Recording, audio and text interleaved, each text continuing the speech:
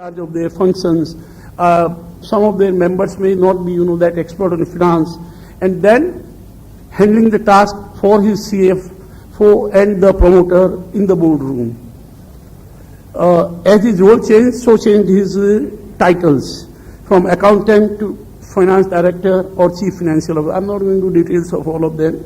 I'm sure you'll perhaps get a copy of this presentation if you are interested. Now, let me move on to traditional role of a CFO was bookkeeper. He would just emphasize on record keeping and give the information to his owner as required. Then, more important it became to comply with the statutory requirement, present those accounts, comply with the regulatory requirements, and largely because it was owner-managed businesses, accounts were used basically as a reference point, not as a great governance issue or not as a giving information to the stakeholders. Mid-70s and mid-80s saw a lot of additions to CFO's roles, which was bank and financial institutions dealings, there is resource mobilization, corporate taxes and tax planning, which even today is critical. I think if we really look at it, one large item in any large balance sheet of expenditure is the tax payment. The state takes away almost 30%. I mean, I'm talking of the marginal rate without taking any risk for themselves. You share the profits, you don't share the risk. So I think tax management become important.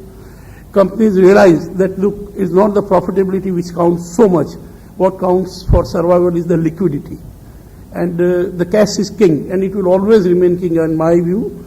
So he started managing the treasury and surplus fund and see that he gets a positive carry, not a negative carry. Business started going multi-currency. So it became very important for him to manage the currency risk. If you see the balance sheets of the companies, you find where the risk is not managed, where you find a huge debit. And a lot of people don't realize that, look, we are in the business, be it cement, be it fiber, be it textiles or whatever it is, and not in the business of managing currency risk or making money from currency dealings. So that became his task, and of course to maintain the rating. Now, a question arises, why there is a shift? What has changed his role? And I think the basic thing is changing business landscape made him change his role. Look at even small industries or look at medium-sized industries. They extensively realize the importance of a good management system. They realize the importance of decision making based on data, based on analysis of numbers, and not merely the gut feel that the owner feels that it's good to do this, so let's do this. He also tries to look beyond 1 year, 2 years and all that. The major game changer was global ambitions of the corporates. I remember when I started, I was very happy to see that, look, I manage a cement company which has 2.5 million tons of capacity. I recall once I was told my boss, when we wanted to do restructuring and all that, look, I want the company to go to 35 million. And our size at that time was 4 years. I publicly confess I thought he is exaggerating, which my boss never does. And he made it happen in less than the target which he set for the company, that we were 35 million much before we thought we will be. So the size became exceedingly important. No longer a belief that, look, I have a 3 million cement plant, is a well-managed plant, cost effective. No, you can't compete. This despite the fact that cement industry does not have a global competition in real sense of the term. If somebody wants to compete, a global player, he has to come in this country and compete with my home turf. That's like, you're playing a cricket team playing on his ground and then he goes and plays in England in the cold weather. That much is the difference. But all the same, today you can't have small cement industry. So what I say is that size made all the difference. Even today we are far below the international sizes. Look at ourselves and China, a comparison which always we start making. The moment we do something, we say compare India with China. I think it's the wrong comparison. We are far, far behind and we have a long way to walk. But all the same, today, average size of an Indian cement company could be possibly more than 10 million tons. And which at one time was, because of the licensing problem or whatever it is, was just 5 lakh tons. And China is many times. They would have possibly 6, 7 companies which would control the entire cement sector. And their cement sector, I don't know for sure, because all of us claim knowledge about China, but I don't know how many of us really know the China. Their cement size is, if nothing else, 6 times of us, 5 to 6 times of us. Another thing which made, real change was the complexities which came in the business. It's no longer that, look, dollar is regulated by the government, so, it will remain 8 rupees, till they change it to, suddenly to the 12 rupees, this, that. Now you face so much impact of global events that, of course, we take it as an excuse as well, that we are impacted by global economy. But really, we have multiple dimensions to handle, and then change the role of CFO again.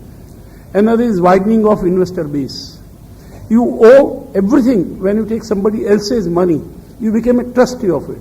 It's not the money that has been given to you is for use by you and never to be returned. Every money which you take from somebody is to be returned in one or the other format.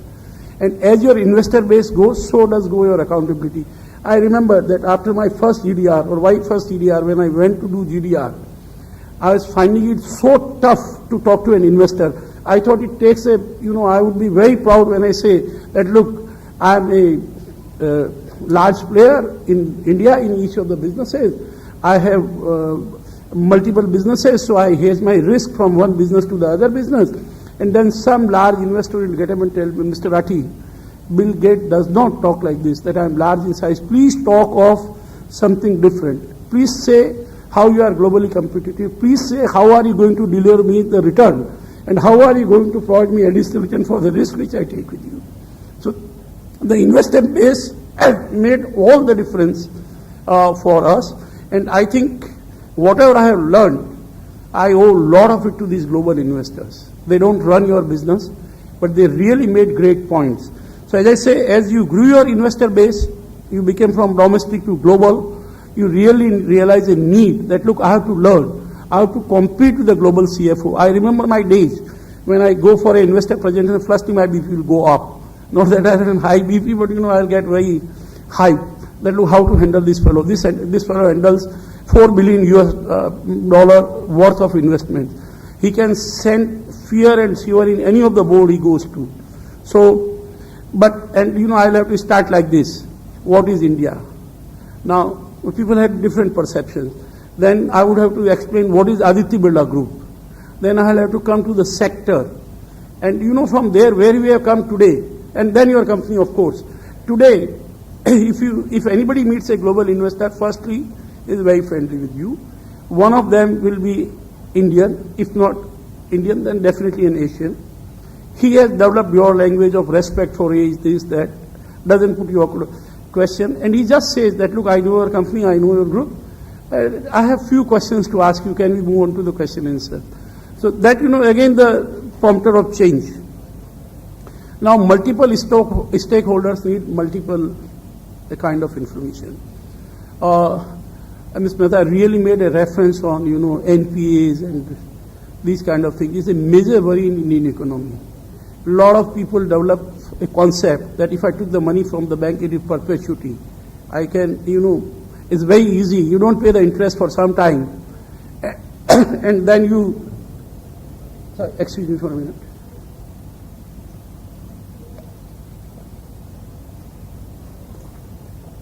There is always a scope for settling the debt without paying the interest. Go to a bank, tell him I'm returning your principal, he'll be too happy to take and get rid of your account. But that is not what it is. Every stakeholder now would exceedingly rise to protect his capital. Now, the fit example will be, can Indian banking sector afford this kind of NPAs or the restructuring or the, it is not reflected today. You can do greening of the loan, you can do so many things, but it won't happen. And it is CFO they will count upon to provide them the right kind of information with high standard of governance. Now coming to the governance, see, CFO by default became the champion of corporate governance in his organization. Of course, no company, no organization can say that one single man will drive the governance. It has to be really in the DNA of the organization. Everyone has to preach for the governance. But CFO had to take the lead because he has to present the governance, and it has to be not the checklist technology that I have 14 points under clause 49. Just let me put tick one after other. I have done it.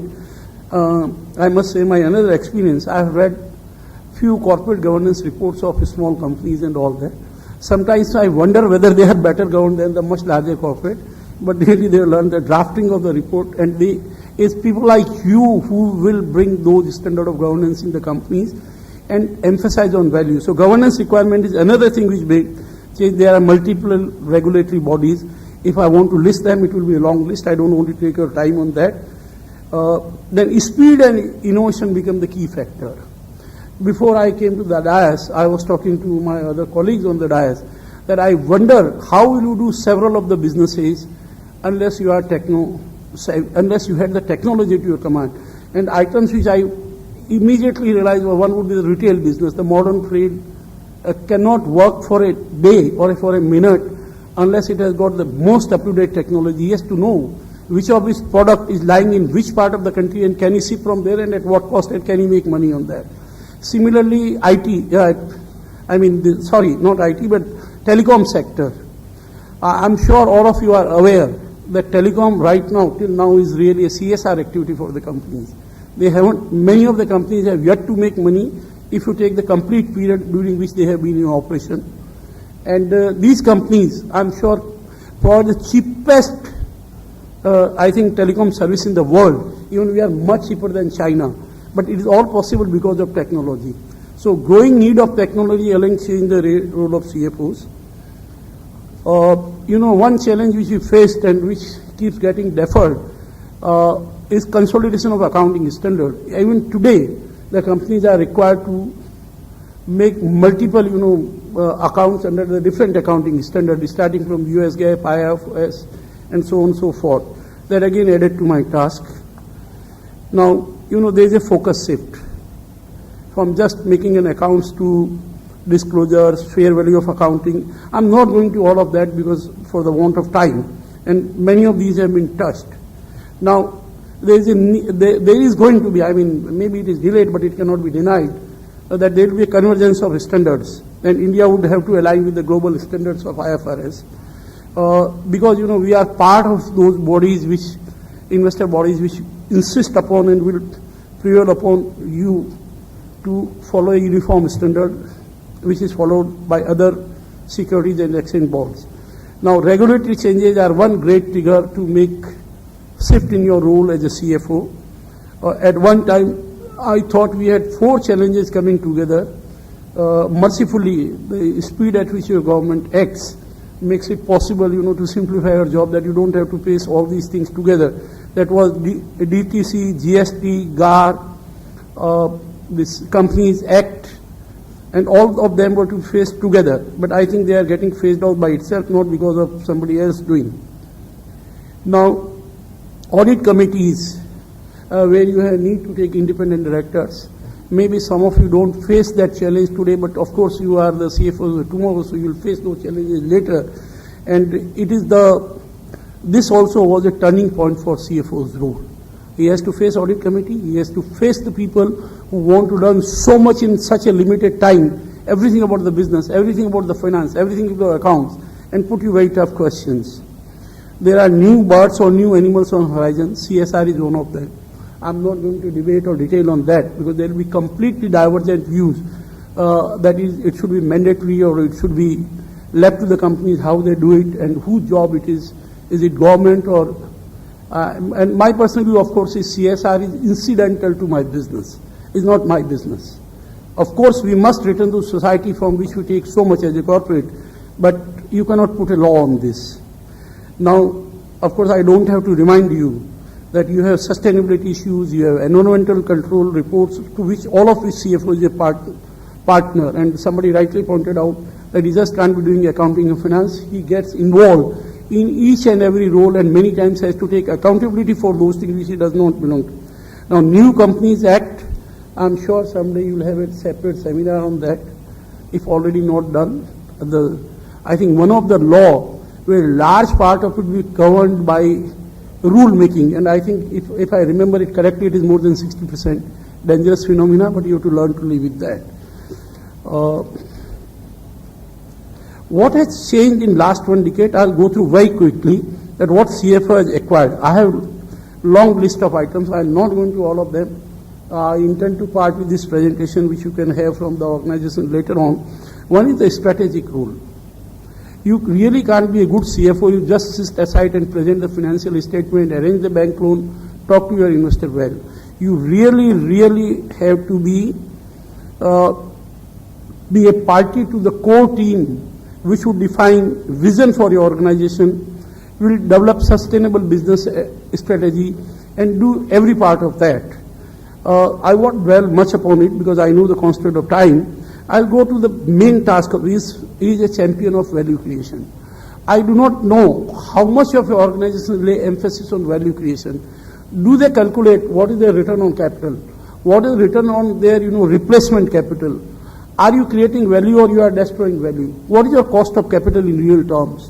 So these are the causes which a CFO will have to perpetuate in the organization. And all of you know that if something is going fastest in India, that is the competition. You have domestic competition, you have new players coming in, you have technology growing, you have a customer who is getting more and more demanding, and then you have the foreign players with enormous deep pockets coming into India and competing with the enterprises. Mr. Thakkar rightly pointed out, I think I'll be never tired of saying that Indian youth, and that is the great asset of this country, provided they are utilized. A manpower or say demography which you talk so much is useful only if you can put it to use. Otherwise it's destructive. There could be a social revolution if you don't put the intelligent manpower to use. So as I tried to say that Indians, and you know how they do when they leave this country and go and settle outside India. They excel in every field they work at. There will be a number of examples. All of you are aware of that. So what I say is that, you have to take upon task upon yourself that how do you create value for your organization. Can you give the details?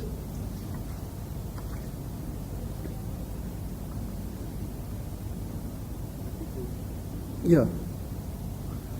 I'm just going to run through the list, and I'll leave it to you to debate with you. A great panel coming after me. You have a lot of sessions, and I'm sure everyone will touch upon these aspects.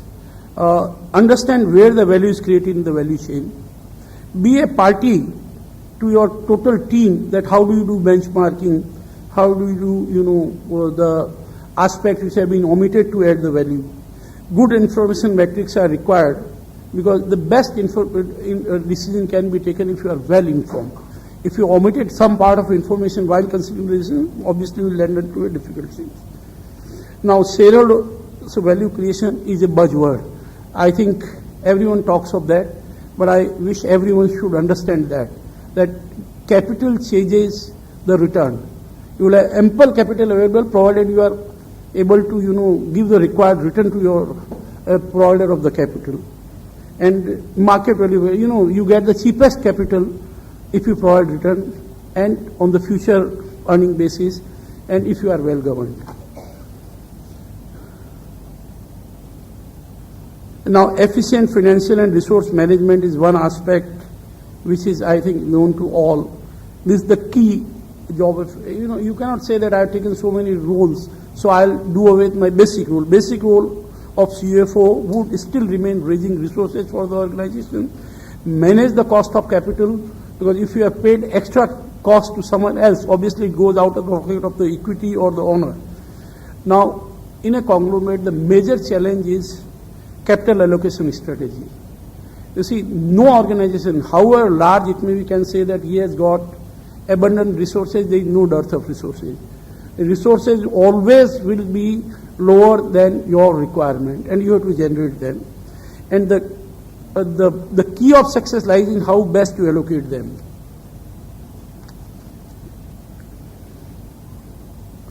Business and financial restructuring, mergers and acquisitions.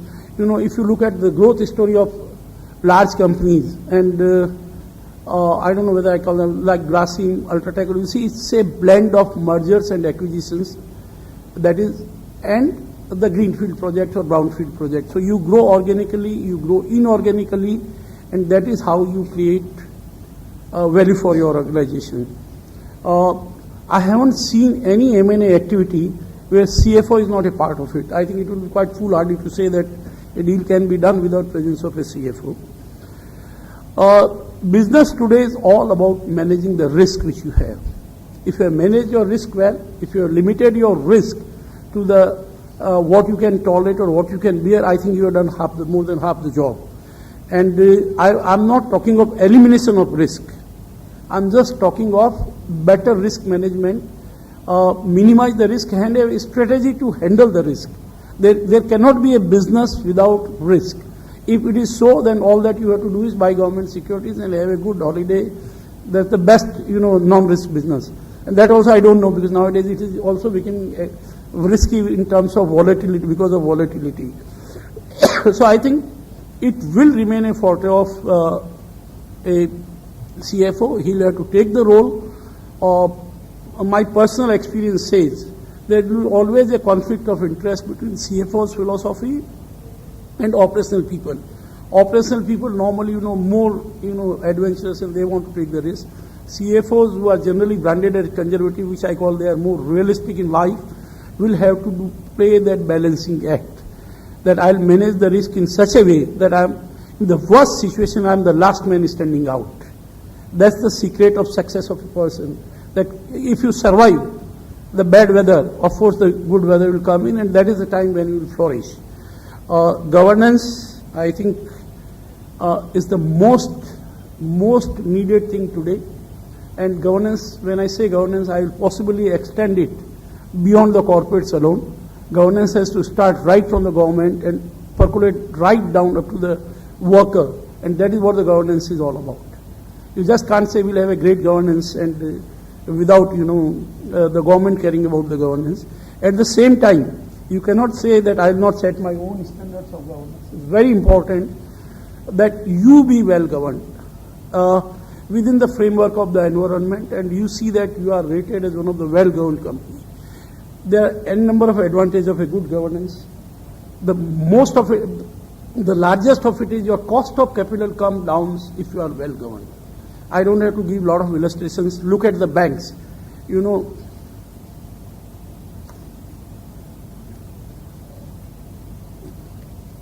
Whom do they want to lend?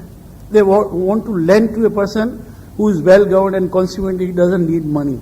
They really change the borrowers, kind of entities who do not really want to borrow much. So you have to be well governed. That would be, of course, the biggest, service you can do to the organization if you can bring the standard of governance, balancing the interest of every stakeholder, be it your lender, be it your equity holder, be it your supplier, be it your customer, and be it your employees, and be it the society at large. Disclosure and transparency, I think enough can be said about it, but one word would be enough, that you should be transparent by culture. You should be transparent by desire. You should not have to give the information because it is required to be given. You should disclose generally everything which you deem it consider it necessary to the recipient of the information. I'll use the insurance phraseology. You make it a contract of good faith. I'll tell you what you asked and I'll tell you what you didn't ask but you need to know. Sustainability, again a topic by itself. I'll not go into much of the details because time doesn't permit it, and I don't think I'm equipped to do that at the moment. But business sustainability is a key challenge. Look at China, how it is conserving its natural resources for the future generation. Now, you don't have to kill the economy just because you want to protect them, but at the same time you have to be conscious of that. That if you use all your resources today, what is your next generation going to do? So, and China is a good example again, that why they are importing despite of they having used natural resources, but they want to conserve it. That will be environment, sustainability, and these kind of issues. Statutory compliance, of course, and as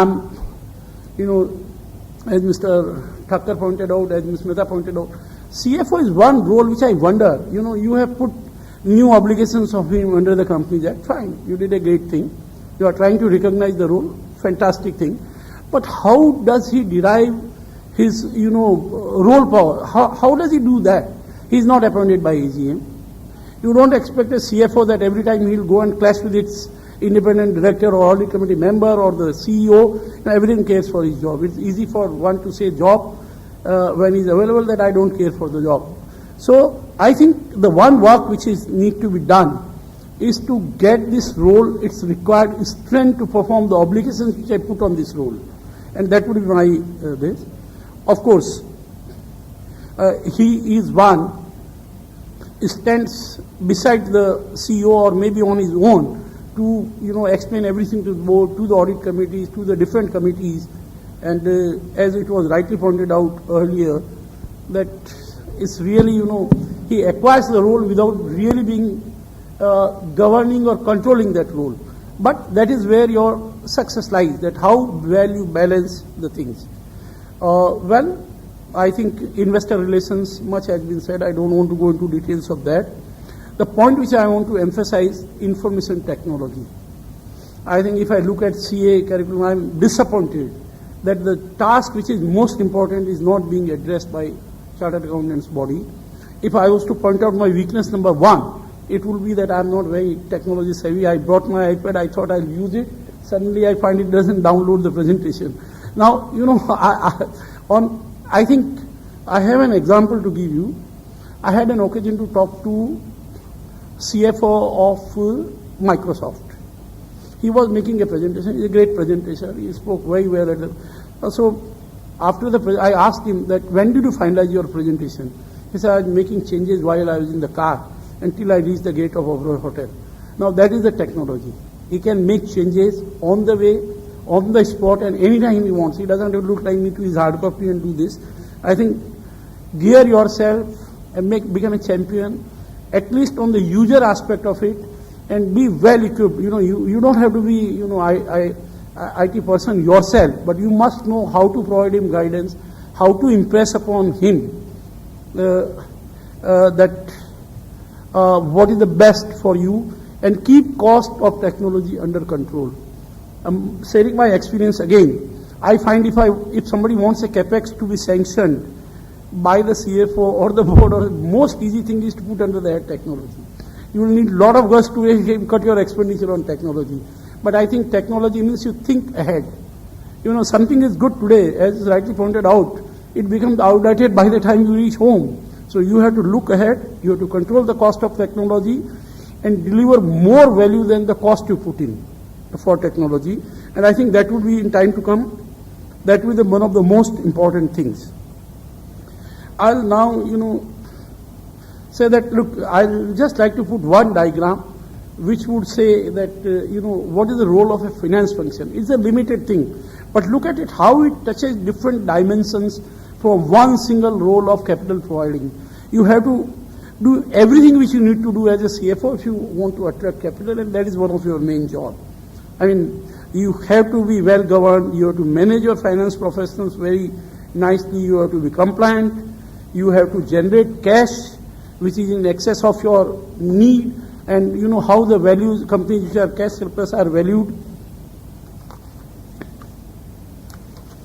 I had touched upon from time to time that a role of a CFO of a conglomerate is different. Again, for the want of time, I am skipping that. Which are the few just points I want to mention, and you can think about it. CFO has now become from bean counter to business enabler. It is no longer his job that he just looks at that, look, I made this much profit, or perhaps, just decide the bottom line. He has now to become a business enabler. If you look at his role, yesterday, today and tomorrow, it's all changing. I don't think we have reached the finality about CFO's role, and it will keep evolving. World-class CFOs, if you look at few of the examples, I think they have changed the face of their organization, or they have been party to changing the face of their organization. They improve effectiveness, they bring quality of governance, they bring in quality of control, and so on and so forth. Now, I'll of course take a few minutes to tell you about CFO's qualities. I don't think, even if I talk for half an hour more, I can define all the qualities which CFO must have. It would include, the first quality he should have is patience. And I will keep repeating the word patience, patience, patience. I think if I lacked something, patience perhaps would have been one thing which I would have practiced more during my career. He must learn to say no. I mean, if he's a yes man, he's hardly a CFO. The others can do their job themselves. You don't need a CFO. He must be able to say yes, taking reasonable risk when required. And he doesn't have to be so conservative that he kills every business initiative. Now, consistently on lookout for new ideas. That will be another job which he must do. Share his job. I know his limitations, that he really can't be so all-rounder that he becomes more than CEO. But he must look for ideas. He must be flexible, responsive, and international. Now, global outlook is something which you have to consistently develop in yourself. You just can't look at, how do you best accounting in India and I become the great man. No, it won't be possible. Strategic orientation, business acumen is one more important thing. You just can't have to take a bookish decision. Anyone can calculate ROC, anyone can calculate return on net worth, anyone can define debt equity, but you must have the acumen that where I need to be. And there is no formula for this. It comes from your experience, it comes from your business need. And another thing, I mean, very nicely articulating and carefully, he must be able to implement and enforce good governance and compliances. Not complying with the law can always give you quick results, but where it can land you, only the future will tell. So it is there where his thought comes in that, okay, compliance has got a cost, but I'm not going to use shortcut. Now, few more things, independence of thought. Now, independence of thought doesn't mean that you have fighter cop, go and fight with your CEO, go and fight with your board, but you must bring that independence in your thinking. And where you need to articulate your point, you must put forcefully and do this. I'll take few cases where, how CFOs failed because they didn't comply with the requirement. I'll not go into historically, but I'll take up the task which you have recently seen.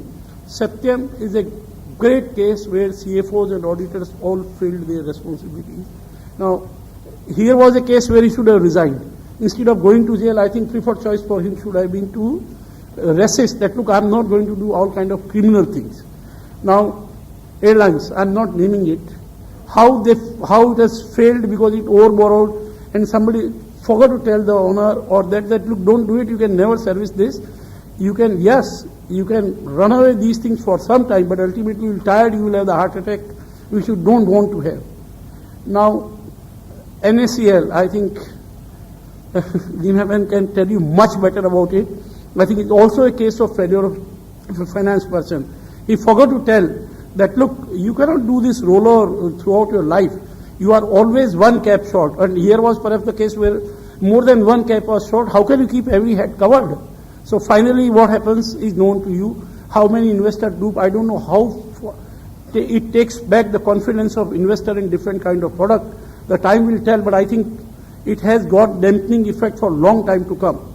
It's a classic case where a CFO could have acted, but as against that, the finance function became a party to this, and they tried to fool, or at least hypnotize, if not fool, 150 very intelligent brokers and 14,000 investors who have money, and I think one who earns money is presumed to be intelligent, but somebody didn't play his role well. Even one single person would have played his role well, at least could have limited the disaster, if not avoided it. Now, Companies Act, again a very wide subject by itself. But look what it cost. I think a lot of it is still hidden. Even is a subject, even most intelligent lawyers, I've heard them say that, okay, I have still to get clarity, but I know one thing about this new Companies Act is that I'm assured of my profession and my earnings for next 10 years, if not more. Of course, I hold a view that this law need not have been brought. I mean, you take in India at least more than 25 years, 30 years to settle a particular law. You could have achieved the same thing by amending few sections, changing few chapters and all that. What was the need? A country which has got enormous number of problems, starting from economy to defense to domestic peace to everything. I don't know what is so great importance about this, but I think CFO has got a big task before him, coordinate with his legal colleagues and all that, learn this law.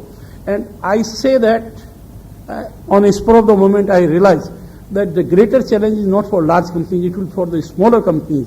They are being brought into the ambit of the restrictions which really they don't have to have. If owner owns the entire company and if he is giving loan to his subsidiary, I don't know why you want to regulate him. Unless it, of course, it impacts his other lender and all that. But so many restrictions are proposed to be brought in, so many definitions are left to be given. I think you will have to become a champion of this in time to come. I have spoken to you about what could be CFO's higher aspirations and things of that. Just on a lighter note, if I was to define the best CFO, whom I'll define, don't put the slide. Can somebody tell me who is the best CFO?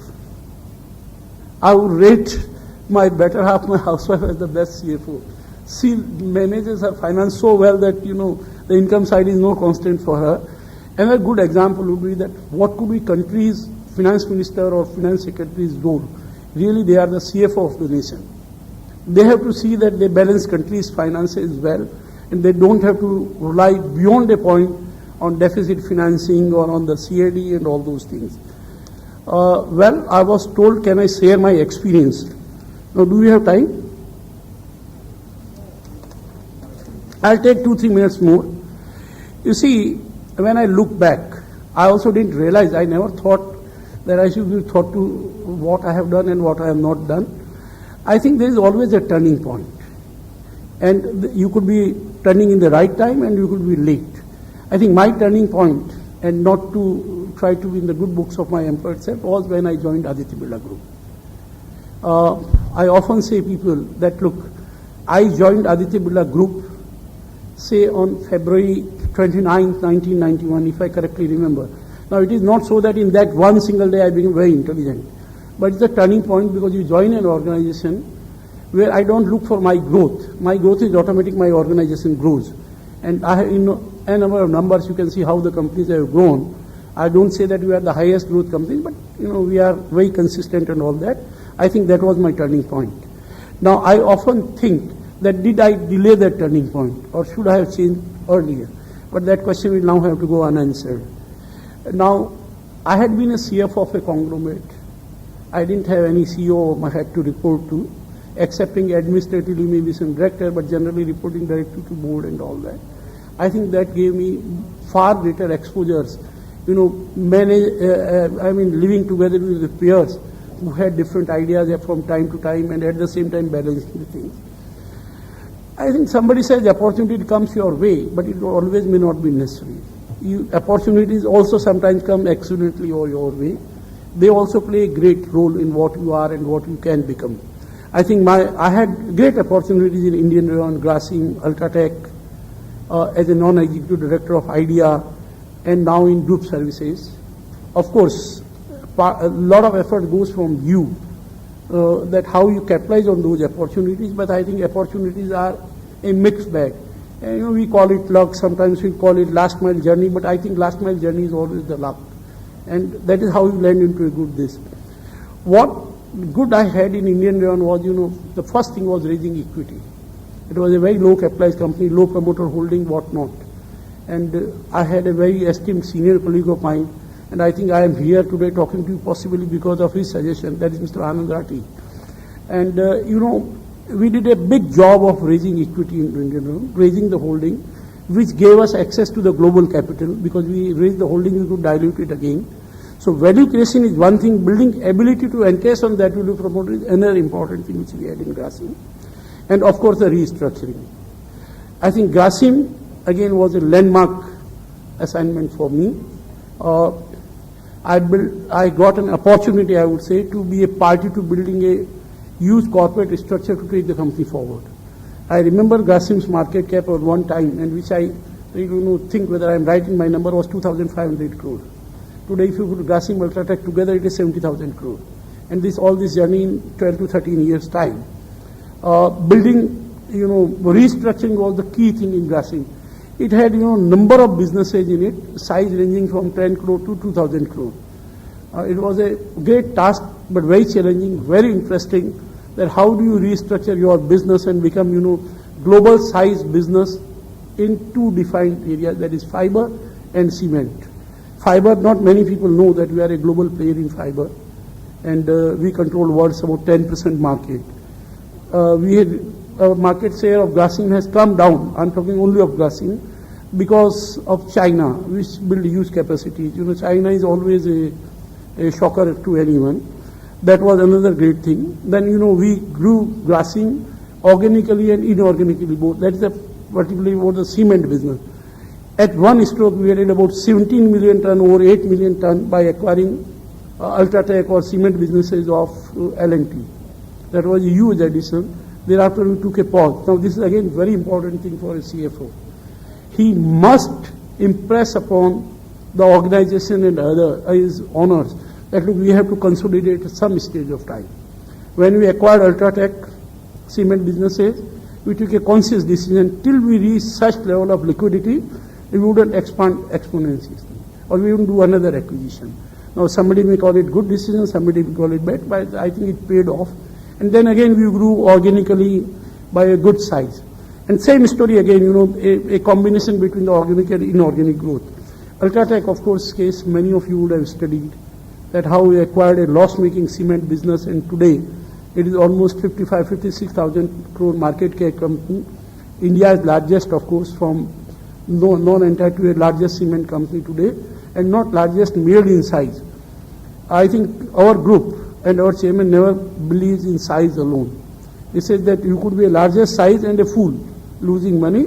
I would prefer to be highest profitable and maybe even second or third in size. Doesn't matter, but my profitability must be highest.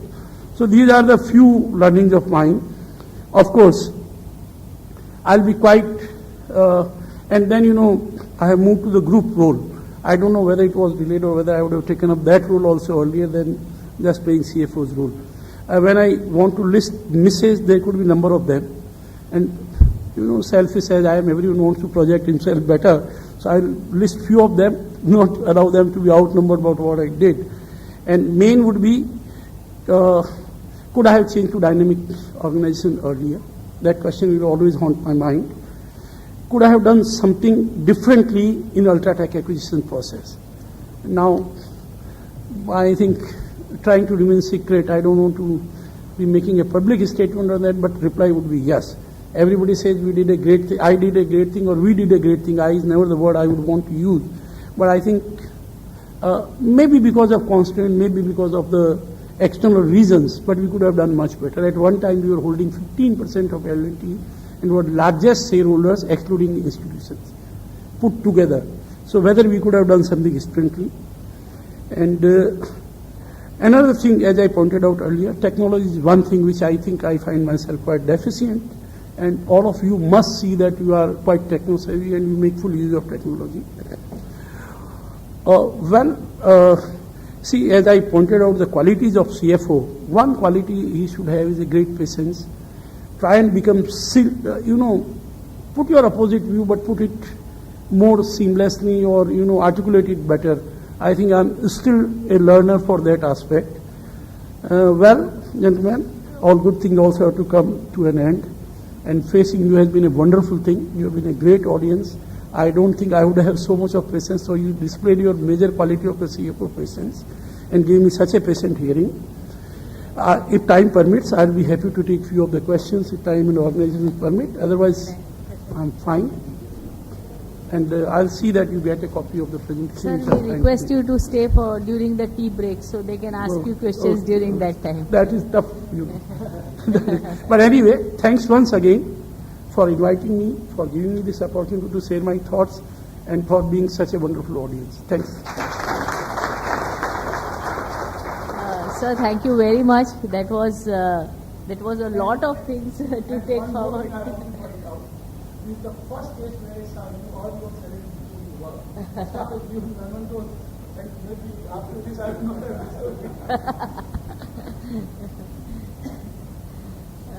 I think that was a really enlightening talk. He talked about so many things, what you need to do.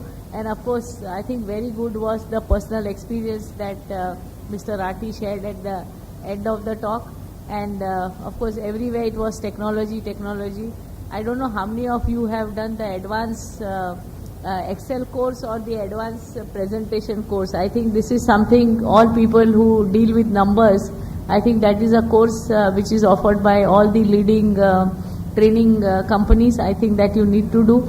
And of course, Rathi ji has talked of a lot of responsibilities which are there. I think which would make you a continuous student kind of a thing, because to master all this in a 25-30 year career is not all that easy. So we need to be on a continuous education mode. I now request Mr. Paras Savla, Vice President of CTC, to kindly propose a vote of thanks, after which we will have a short tea break till 11:15 and we will start the next session thereafter. Dignitaries on the dais, off the dais, and dear participants, I am really honored and privileged for being asked to present a vote of thanks to the first speaker of this inaugural session, Sri Rathi ji. No doubt this program has been very unique program by both the chambers. The speaker itself has been put the